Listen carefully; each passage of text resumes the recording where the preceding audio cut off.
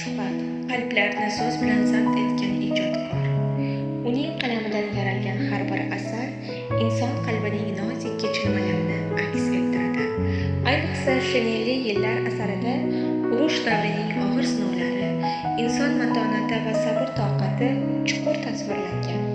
Shuningdek, Oltin zanglamas orqali yozuvchi insoniy qadriyatlar, halollik va vijdonning abadiy ekanini ta'kidlaydi.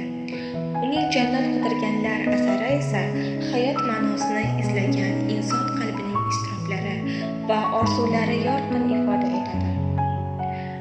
Shuhrat ijodi bu shunchaki kitob emas, bu hayot saboqlari, ruhiy kechinmalar va chuqur falsafadir. Har bir satrda samimiyat, har bir qahramonida hayrat nafasi bor. Shuhrat so'z orqali qalblarda yo'l topgan buyuk ijodkor.